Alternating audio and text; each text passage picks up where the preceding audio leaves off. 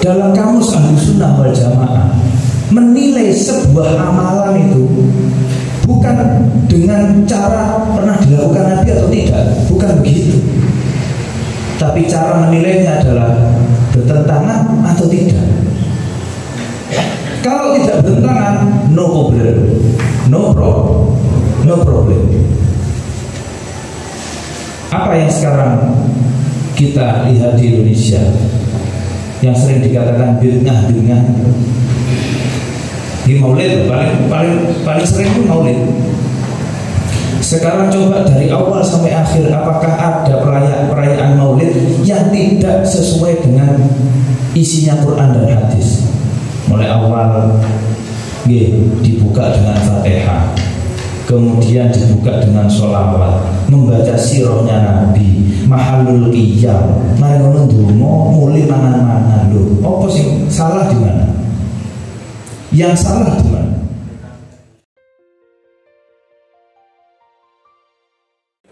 Itu senang sekali. Dan senang saya bukan hanya kata-kata, tapi saya juga bawa hadiah untuk berusaha. Jadi ada sarung, nanti bukan untuk peserta ya,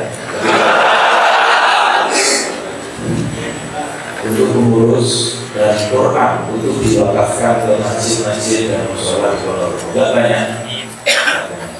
Tapi saya kalau kalikan semua kabupaten kota Jawa Timur dan 1.000 lebih yang harus kita sebarkan. Jadi setiap kita berkunjung di acara RA kita harus. Nah sekali saja nanti mungkin acara ini nggak ada.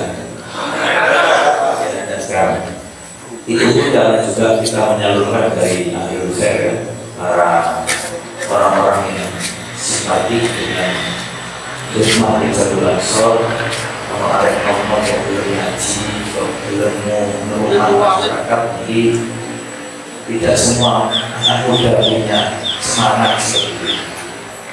Apalagi panjenengan yang masih muda menyempatkan diri untuk kaderisasi, yang ini kaderisasinya murni untuk ngaji, karena dosa itu intinya sebenarnya menambah ilmu yang berkaitan dengan dakwah, yang berkaitan dengan sunnah wal jamaah, yang berkaitan dengan dosa ini tidak ada urusan dengan mau jadi ketua Ansor.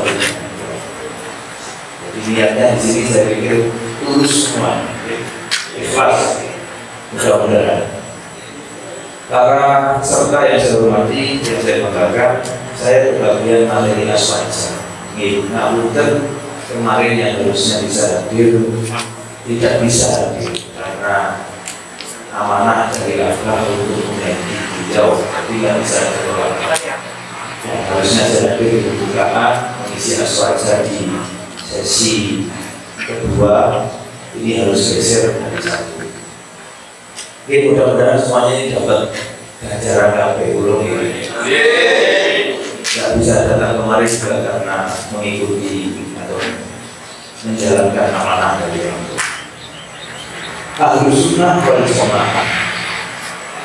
Jadi saya langsung masuk dan tidak pakai slide supaya lebih simpel, lebih ringkas. Dan saya yakin kalau sebagian peserta ini pernah ngobrol sebelumnya, pernah ngobrol, maka dasar-dasar Ahlussunnah wal Jamaah itu sudah ada. Bahkan mungkin yang hadir di sini sudah paham. Jadi saya tidak berniat menggurui, niat ya berbagi saja supaya saya tidak lupa. Harus sering dibagikan, tidak lupa. Ahlussunnah wal Jamaah yang kita pelajari di Dirosahullah adalah Ahlussunnah wal Jamaah level 1, kata di pedes. Level 2 ada level 3. Jadi begini, ada beberapa yang berbahaya bagi Islam. Dua paham ini, yang satu akan membawa kehancuran, yang satu akan membawa kejumutan. Sangat mandek dan berkembang.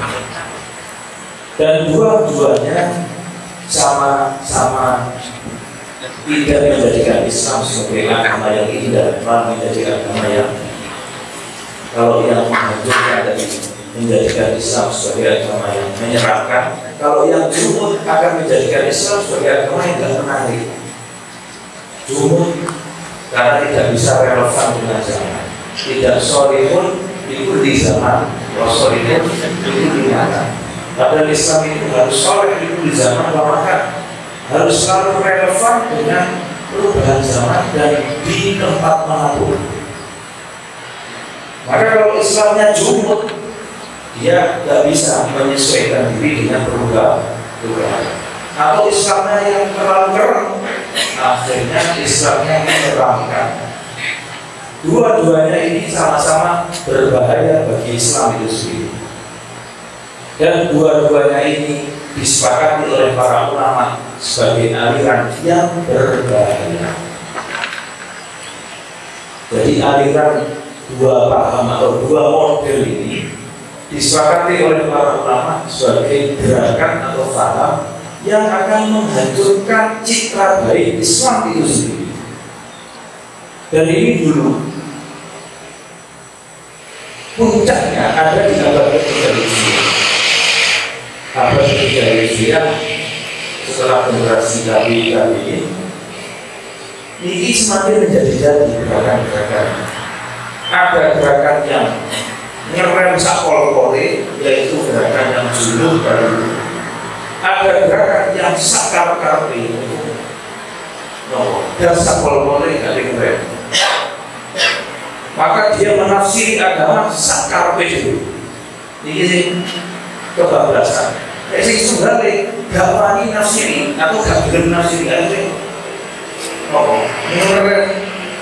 Ngerem mandek gak gelem. Dan dua-duanya ini menganggap yang di luar mereka, satu ada yang menganggap kafir, akhirnya halal barangnya, boleh dibunuh. Atau minimal dianggap fasik. Fasik itu apa? Dia tetap muslim tapi berdosa terus. Pokoknya kalau begitu kelompok saya dosa. Ada yang lebih ekstrim lagi, kalau tidak ikut kelompok saya halal dan enggak. Kalau Islam yang model begini besar, bayangkan Islam yang model begini menjadi kuat, apa jadinya Islam? Tidak ada yang rahmat akhirnya, yang marah-marah, keren-kerenan. Nah dulu puncak dari dua gerakan besar ini ada di abad ketiga Hijriah. Dan di saat itu para ulama-ulama yang masih berpegang teguh pada ajarannya Nabi, pada ajarannya sahabat, ini resah. Dan salah satu yang berani mendobrak, yang berani muncul untuk meluruskan dua paham yang sedang main adalah Imam siapa?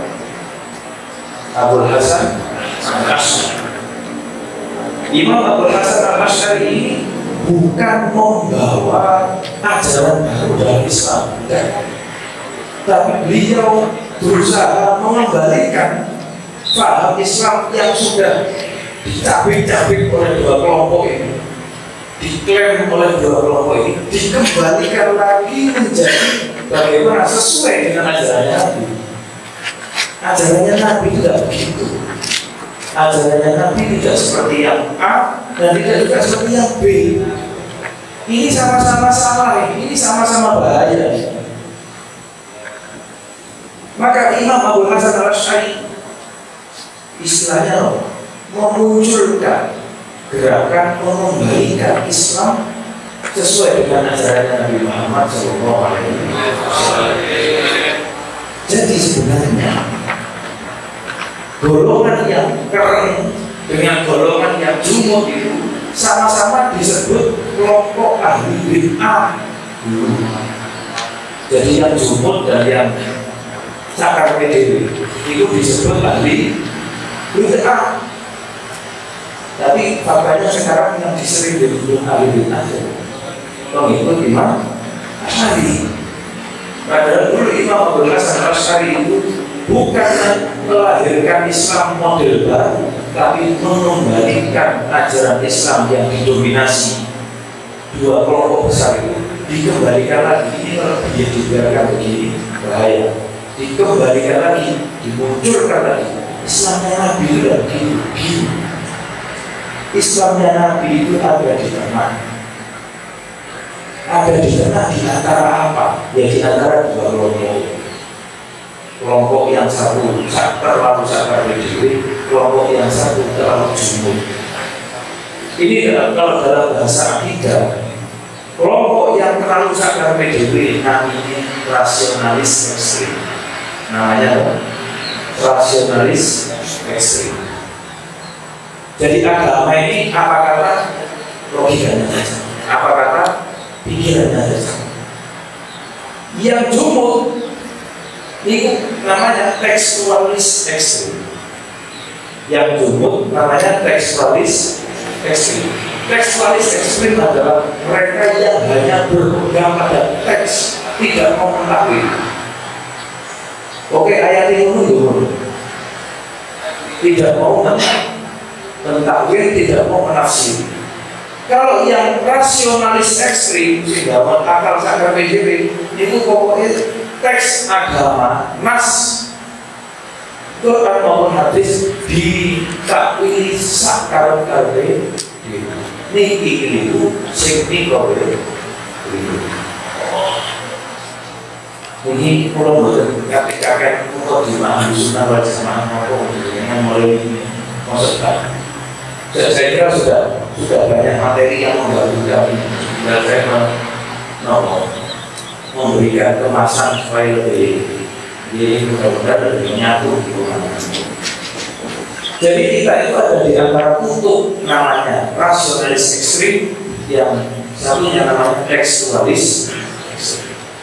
Kalau sekarang bahasa sekarang, yang rasionalis ekstrim namanya liberal, yang tekstualis ekstrim namanya radikal. Itu namanya.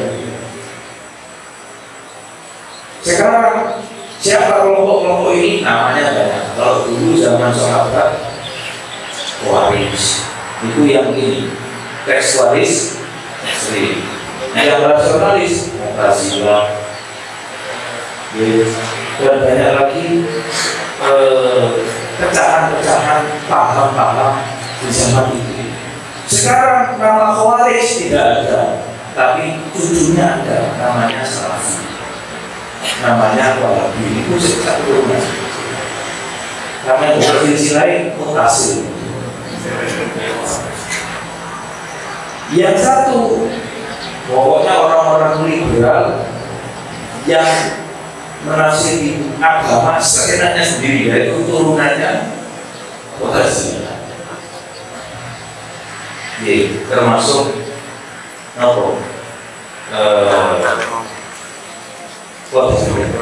itu masuk di dalam.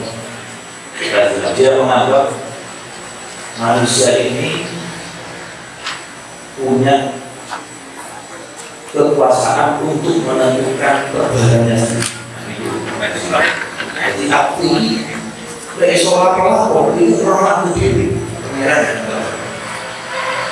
Ada lagi yang punya pemahaman sebaliknya. Apapun yang dilakukan manusia itu semuanya Allah, manusia ini hanya wajar, yang ikut apa-apa. Padahal Ahlu Sunnah wal Jamaah tidak begitu paham. Ahlu Sunnah wal Jamaah punya paham manusia ini memang diberi ketentuan oleh Allah, tapi dia juga diberi kemampuan untuk memilih.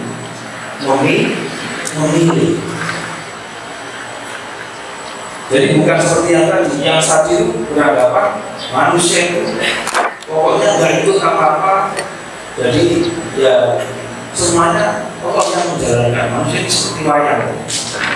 Jadi kalau menungso maksiat, lebih gak salah menungso ini itu kerja. Berarti KP mengira itu paham yang gitu. Ya, kenapa kok sih? Saya nggak tahu, saya hanya menjalankan. Tuh, sesat Dasarnya gitu. Loh, kalau yang satunya bahaya juga, yang menganggap bahwa semua yang dilakukan itu karena dirinya. Jadi nanti kalau masuk surga, ini karena saya, bukan karena Tuhan. Karena saya yang memilih untuk jadi orang baik, karena ini semua berkat saya, gitu. Tuhan nggak ikut-ikut ngatur. Padahal yang pas seperti Ahlussunnah wal Jamaah adalah manusia itu diatur oleh Allah, tapi punya kemampuan untuk memilih. Makanya kita ini selalu diberi pilihan. Misalnya, jenengan mau makan, tapi caranya bagaimana? Mau cara yang halal, mau cara yang haram, mau beli halal, usaha atau nyolong. Minum air, mau minum yang halal tapi gosok, pilihan. Mau yang halal atau muri, kita diberi pilihan. Makanya kita diberi akal untuk memilih. Meskipun kita ini tidak punya udroh mutlak, tidak punya irodah mutlak. Jadi kita ini irodahnya majazi, udrohnya itu majazi, kiasan. Jadi kalau kita mengatakan saya mampu, itu sebenarnya mampunya bukan mampu berdiri sendiri, bukan, tapi mampu secara kiasan, tidak bisa lepas dari Allah. Tapi di situ tetap ada usaha dari kita, yaitu Ahlussunnah wal Jamaah maknanya. Termasuk tadi bagaimana memaknai nas agama. Ada yang tekstualis ekstrim menolak tafsir, ada yang rasionalis ekstrim. Pokoknya tafsirannya seenak saya sendiri. Ahlussunnah wal Jamaah mengambil jalan tengah. Bagaimana ini? Yaitu perpaduan antara tekstual dan rasional. Antara tekstual dan rasional. Kalau dalam bahasa kita nususi dan aklani. Oh, nususi ini berarti no. Tekstual dan aklani, rasional. Dari ini digabung. Nah, menariknya di Ahlussunnah wal Jamaah ada peraturannya. Aklani tidak boleh mengalahkan nususi. Jadi nas itu boleh ditakwil selama takwilnya tidak keluar dari prinsip umumnya nas. Kalau yang sakar PDW itu ditakwil sakar PDW meskipun keluar jauh dari prinsip umum nas. Kalau yang tekstualis ekstrim tidak mau takwil sama sekali, akhirnya Ar-Rahman wa 'alal 'arsy istawa. Itu dimaknai Tuhan bersemayam di arsy. Nanti kalau arsy-nya di atas, ini logika kita jadi bingung.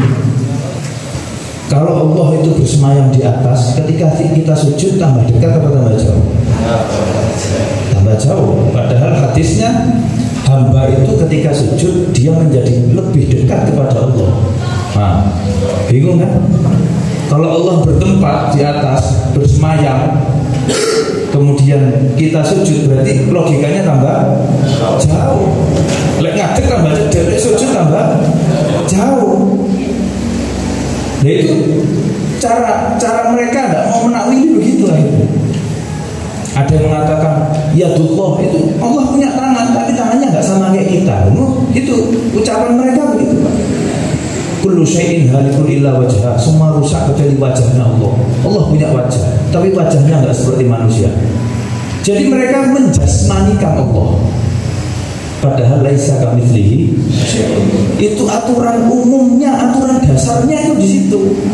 Laisa kamitslihi syai'un. Allah tidak serupa dengan apapun. Mukhalafatun lil hawaditsi.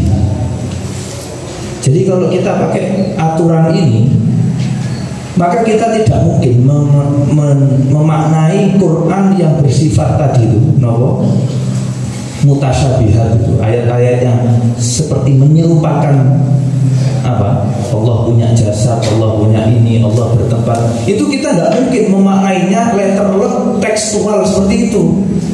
Makanya para mufassir pasti memaknainya lain. Ar-Rahman 'alal 'arsy istawa. Istawa ai istaula.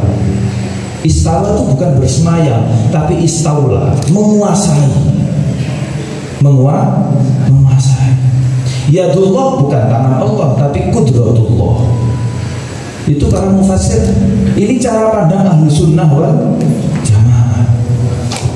Jadi ahlu sunnah wal jamaah itu menyelamatkan manusia dari cara paham yang tekstualis ekstrim dan rasionalis ekstrim.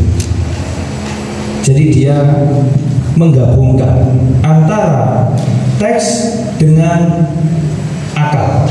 Tapi akal ini ada aturannya, yaitu harus tetap tunduk pada prinsip-prinsip umumnya nas.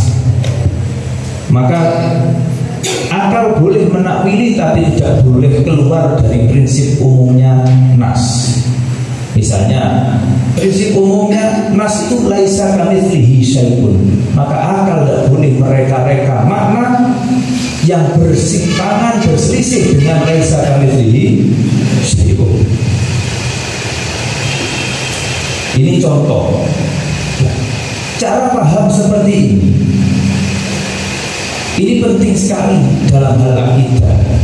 Kenapa? Ya karena orang-orang yang mengikuti ahlu sunnah wal jamaah akan selamat cara pandangnya tentang siapa itu Allah. Kalau yang tidak selamat, maka menganggap Allah punya tajsim, punya jisim, punya jasad. Maka itu menjadi kaum mujassim. Mujassim apa? Kelompok yang menjasmanikan Allah. Jadi letak-letaknya itu di situ. Nah, nanti perdebatannya banyak. Misalnya Quran itu siapa? Quran itu apa? Ciptaan apa kalamu? Ya, tergantung siapa yang ngomong. Kelompoknya siapa? Ya. Kalau Quran itu kalamu Allah, terus yang kita baca ya. Iya. Makanya ada perbedaan. Kelompok yang sakar PDW itu mengatakan Quran itu ciptaan. Itu ciptaan, kita baca itu ciptaan. Tapi ahlu sunnah wal jamaah berpandangan Quran itu kalamullah. Kalamullah. Ya, kalamullah. Tapi apa yang kita baca itu adalah apa? Lafadznya itu. Ya. Jadi dibedakan. Ahlu sunnah wal jamaah membedakan antara kalamullah al-qadim dengan lafaz Al-Quran yang sekarang kita baca di mushaf itu. Makanya cara pandang ahlu sunnah wal jamaah tidak se-ekstrim yang kanan ataupun yang kiri. Contoh lagi ya Pak, termasuk di dalam amalia, dalam ibadah. Tadi kalau dalam akidah sudah jelas ya. Termasuk ada pertanyaan, bisa nggak nanti ru'yatullah fil akhirah? Bisa nggak manusia itu melihat Allah? Ya bagi kita yang sudah ngajar sunnah ya, kita meyakini bisa. Tapi bagi orang yang pakai akalnya saja, atau bagi orang yang hanya melihat teksnya saja, itu mengatakan oh nggak bisa. Tapi kalau bagi ahlussunnah wal jamaah bisa. Tapi caranya gimana? Tidak kita bahas caranya. Min ghairi kaifin. Makanya di dalam Aqidatul Awam, ketika Nabi Isra dan Mi'raj ketemu dengan Allah, itu ada min ghairi kaifin, ada nadhamannya. Jadi caranya Nabi bertemu Allah itu gimana? Min ghairi kaifin. Itu tidak perlu kita bahas caranya. Jadi ahlussunnah wal jamaah begitu. Akal tidak dipaksakan untuk mendalami sesuatu yang bukan wilayahnya. Nabi bertemu dengan Allah, menerima perintah sholat. Tapi bagaimana pertemuannya? Min ghairi kaifin. Kita tidak perlu membahas caranya bagaimana. Kita serahkan kepada Allah. Semua. Itu cara ahli sunnah wal jamaah memakna. Nah, dalam bidang syariah juga berpengaruh ini. Orang yang berpegang teguh pada tekstualis saja, maka dia akan mengatakan pokoknya yang tidak pernah dilakukan Nabi nggak boleh dilakukan. Nah, itu orang tekstualis ekstrim. Sudah tahu orangnya siapa? Ya. Pokoknya tidak pernah dilakukan Nabi bid'ah. Jare menurutku bid'ah. Bid'ah. Pokoknya Nabi atau melakukan bid'ah. Siapa yang ngomong? Tekstualis ekstrim. Ya. Kalau yang rasionalis ekstrim, malah lebih ngapuran mana ya? Jadi liberal, memaknai apapun itu liberal. Ya, sampai haji boleh mulai Syawal. Karena al-hajju asyhurun ma'lumat. Ya. Gimana kalau haji itu mulai Syawal, jadi Arafahnya jadi gak rebutan gitu. Syawal ada tanggal 9, nanti Dzul Qa'dah tanggal 9 wukuf lagi. Dari 3 gelombang, gak ngantri suwe-suwe. Ada dulu yang bersuara seperti itu. Okay. Nah, ini contoh-contoh. Nah, yang tepat itu bagaimana? Nah, yang tepat ya kita ikuti mazhab ahli sunnah wal jamaah. Mazhab ahli sunnah wal jamaah itu dalam hal syariah, ibadah, amaliyah, prinsipnya jelas. Selama tidak ada larangan yang jelas dari Nabi, maka hukumnya boleh. Itu pertama. Kedua, selama tidak bertentangan dengan Quran dan hadis, meskipun tidak pernah dilakukan Nabi, hukumnya boleh. Meskipun tidak pernah dilakukan Nabi.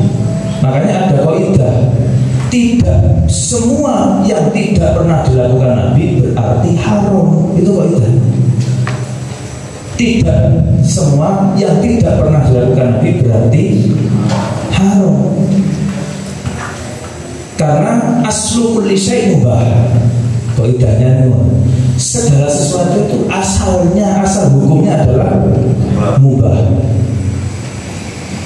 Kecuali kalau ada dalil yang mengharamkan, maka jadi haram.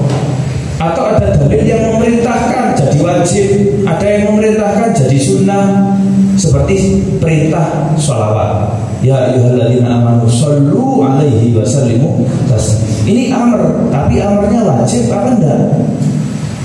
Ini perintah tapi yang bermakna sunnah. Nah, ini cara memandang agama, cara memandang teks begitu ulama ahli sunnah wal jamaah. Makanya enak ajarannya, luwes. Melihat sesuatu itu luwes sekali. Meskipun ada seseorang melakukan ibadah nggak pernah dilakukan Nabi, selama tidak bertentangan dengan Quran dan hadis, ya nggak apa-apa. Contoh maulid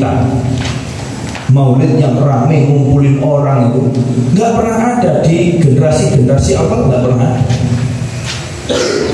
Kalau memperingati maulid, yang memperingati orang pertama adalah yang punya maulid itu sendiri, yaitu Rasul kita Nabi Muhammad SAW.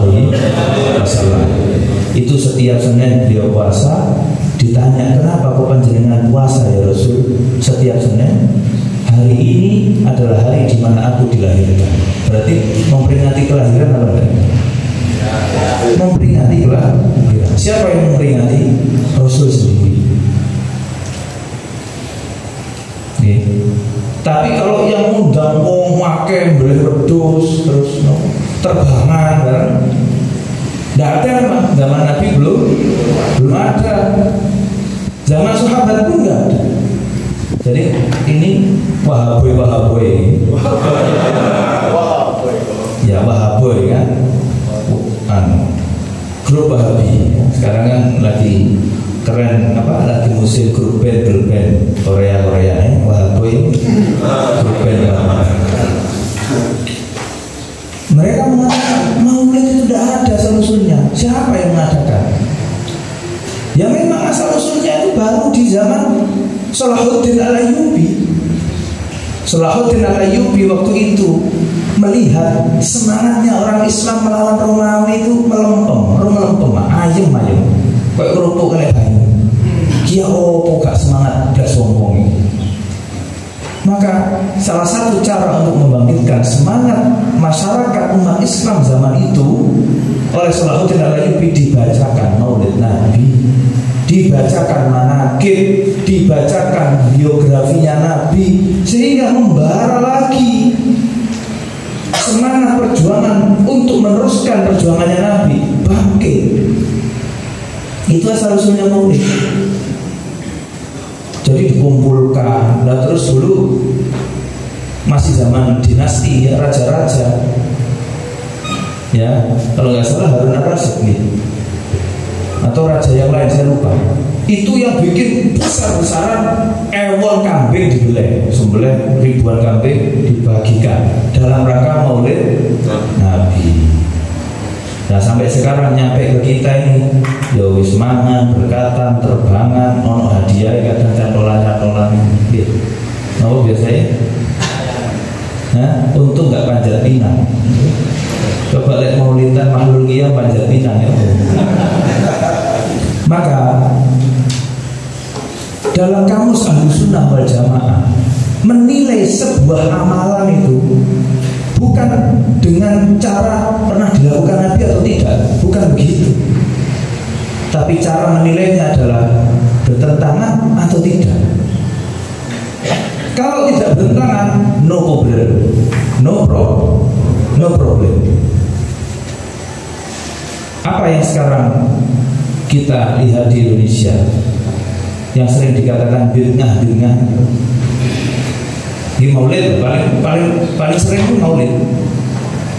Sekarang coba dari awal sampai akhir, apakah ada perayaan Maulid yang tidak sesuai dengan isinya Quran dan hadis? Mulai awal dibuka dengan Fatihah, kemudian dibuka dengan sholawat, membaca sirahnya Nabi, mahalul qiyam, mari ngono ndonga muli mangan-mangan. Lho, apa sih salah di mana? Yang salah di mana? Mereka tidak diundang ya. Jadi memikirkan amaliyah itu para ulama Ahlussunnah wal Jamaah enak sekali. Makanya kemudian Islam itu bisa menyebar ke seluruh pelosok dunia dan punya ciri khas masing-masing sesuai negaranya sendiri-sendiri. Jadi Islam gaya Mesir, Islam gaya Chechnya, gaya Rusia, Islam gaya Cina, Islam gaya Sudan, Islam gaya Nusantara. Itu memang ada di mana-mana. Karena di dalam mazhab Ahlussunnah wal Jamaah, cirinya Ahlussunnah wal Jamaah adalah tidak langsung menolak budaya. Tidak langsung menolak budaya. Jadi ketika Islam datang dan di situ ada budaya lokal, itu dilihat dulu budaya lokalnya. Oh, ono budaya ini. Iki sesuai nggak dengan nilai-nilai Islam? Kalau sudah sesuai, diklopkan.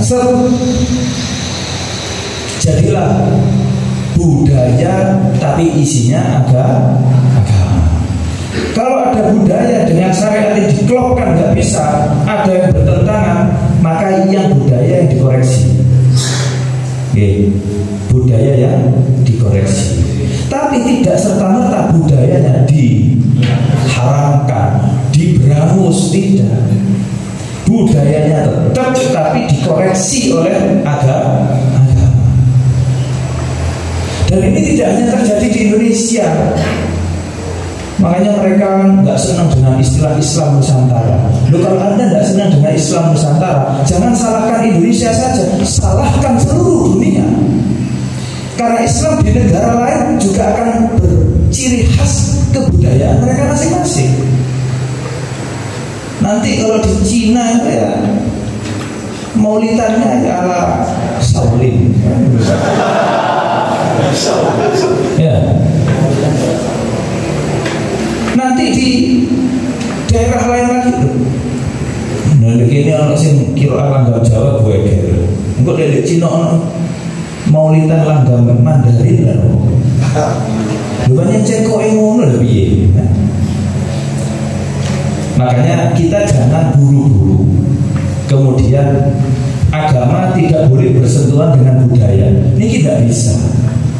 Anda kalau pernah keliling dunia, kalau pernah ya, pasti menemukan Islam di masing-masing wilayah punya ciri khas berbeda. Itu bukti bahwa agama ini bisa klop dengan budaya setempat dan mewarnai budaya. Tidak kemudian apa ini? Apa? Barian. Nah, kali malam 17 saya malam barian ini. Nggih, karena nang kuburan lho. Dongakno pahlawan, dongakno para syuhada Indonesia.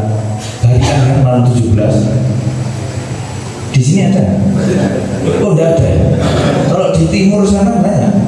Pokoknya malam 17 Agustus ini kok podo pesarian. Kudu pesarian keluarga, pesarian para pejuang makam pahlawan. Dongakno para syuhada Indonesia yang dulu ikut berjuang. Itu loh NKRI namanya. Cinta NKRI, harga mati. Pejuang yang bukan saudara kita doakan sebagai bentuk terima kasih kita kepada para pejuang. Barian, baro'a ya bro, kata baro'a, pembebasan.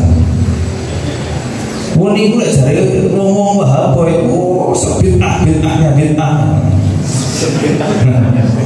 Iki nabi gak tahu ngomongnya. Makanya Islam yang berhaluan ahli sunnah wal jamaah pasti datangnya itu ramah, nggak pernah musik. Apalagi yang datang ke Indonesia, ini bukti nyata. Panjenengan lihat, Islam yang mengislamkan Nusantara ini bukan datang dengan senjata, bukan datang dengan perang, bukan datang dengan ancaman, bukan datang dengan pemaksaan. Tapi Islam yang datang ke sini itu Islam yang datang dengan cara yang halus, sampai membuat orang Nusantara sendiri tertarik ingin masuk Islam. Dulu kita orang-orang Nusantara sudah punya kepercayaan, sudah punya agama sebelum datangnya Islam. Tapi kok tiba-tiba menjadi negara Muslim terbesar dunia sekarang? Gimana caranya? Itu karena mereka mau masuk Islam tertarik, dirinya, hatinya tertarik. Delok wong Islam kok apik ya wong iki, kok santun ya. Kok nang awak-awakan iki gak moro-moro nopo? Menjustis, menghukumi, mengadili, enak gitu. Jadi cara sunan dengan cara sunan mendakwahkan Islam dengan cara yang sangat halus. Akhirnya orang itu kok enak, aku mau tak lupa. Coba lihat yang bawa bendungan sudah pernah mengislamkan orang apa belum? Sing kereng-kereng itu sudah pernah mengislamkan orang apa belum? Makanya Kiai Hasyim Muzadi Allah yarham itu pernah ngomong begitu. Sekarang coba dia antara yang dakwahnya birrahmah dengan kasih sayang, dengan yang bawa bendungan lebih sering mengislamkan orang yang mana? Pertanyaannya yang mana? Yang birrahmah. Dulu zaman Kiai Hasyim Muzadi hampir tiap hari ada orang datang ke PBNU minta diislamkan. Ya, coba kalau ke yang sebelah misalnya, yang sudah bubar ya. Saya tidak ngomong yang bubar siapa, kan banyak ya. Intinya adalah kita harus mempertahankan ahli sunnah wal jamaah, karena ini ajaran yang paling sesuai dengan ajaran Rasulullah Shallallahu Alaihi Wasallam. Ini bukan klaim sepihak, ini bukan wah ngaku-ngaku ngeklaim, bukan. Ini yang mengatakan adalah jumhur ulama. Mayoritas ulama mengatakan yang dimaksud dengan as-sawadul a'zam ya ahlu sunnah wal jamaah. Di luar ahlu sunnah wal jamaah ala dolal, sesat. Yang ngomong bukan orang NU tok ini, bukan orang NU. Ini ulama dunia sepanjang masa memberikan pernyataan pengakuan bahwa ahlu sunnah wal jamaah adalah ajaran yang paling sesuai dengan Rasulullah Shallallahu Alaihi Wasallam. Karena syariatnya Nabi itu tidak sulit sekali dan tidak longgar sekali, di tengah-tengah. Jadi itu memang karakternya wasat. Umatan wasaton itu memang karakternya umatnya Nabi dan karakternya ajarannya Nabi. Tidak terlalu menyulitkan tapi juga tidak memberikan kelonggaran seluas-luasnya, tidak membebas-bebaskan. Bukan. Tetap ada ikatan tapi tidak keterlaluan. Makanya Nabi pernah mengatakan halakal mutanatti'un. Binasalah orang-orang yang mutanatti', orang-orang yang suka berlebih-lebihan di dalam urusan agama. Al-ghulu fiddin, berlebih-lebihan di dalam urusan agama. Wong Nabi ini gak pati keren, kok sampean kok luwih keren karo Nabi ya, ngono kira-kira. Nabinya sampeyan lho gak keren, kok sampean luwih keren karo Nabi.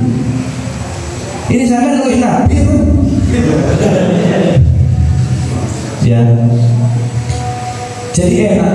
Ini ahlu sunnah wal jamaah gayanya begitu. Dan inilah yang kemudian dikawal oleh Kiai Hasyim Asy'ari dalam organisasi Nahdlatul Ulama. Kenapa harus pakai organisasi? Karena ahlu sunnah wal jamaah ini tidak cukup hanya dibiarkan tersebar begitu saja, tapi juga harus dikawal dan dijaga. Dan cara menjaganya harus bin nizam. Bin nizam. Nizam itu apa? Dengan manajemen, dengan organisasi. Makanya al-haqqu bila nizam yaghlibuhul batil bin nizam. Yang benar tapi tidak dimanage dengan baik akan kalah dengan yang batil tapi termanage dengan baik. Tuh lihat judi online. Saya tidak ngomong yang bintang, saya cuma ngomong judi online. Nanti ada kenalannya di sini kan nggak enak. Kok bisa judi online sekian besar asetnya, miliaran bahkan triliunan, dan kita nggak pernah dengar sebelumnya? Itu batil, jelas batilnya, tapi sukses karena bingung. Lu kita yang jelas-jelas benar nih, keleleran. Nih, keleleran gak jelas, ya suki gak suki. Pokoknya nasibnya gak jelas. Kenapa? Karena gak mau dinizamkan, gak mau dibariskan, gak mau diatur. Makanya kita menjadikan masuk di Rosakula ini adalah pintu pertama untuk satu barisan di dalam perjuangan Nahdlatul Ulama. Saya kira itu yang bisa saya sampaikan, ikhtisar sebagai ringkasan, sebagai pelengkap dari apa yang sudah disampaikan di materi-materi sebelumnya. Mudah-mudahan ini ada manfaat dan semakin menguatkan keyakinan kita untuk berkhidmah di Nahdlatul Ulama. Karena berkhidmah di Nahdlatul Ulama berarti kita menjaga ahlu sunnah wal jamaah. Kalau kita menjaga ahlu sunnah wal jamaah berarti kita menjaga ajarannya Nabi Muhammad Sallallahu Alaihi Wasallam. Assalamualaikum warahmatullahi wabarakatuh.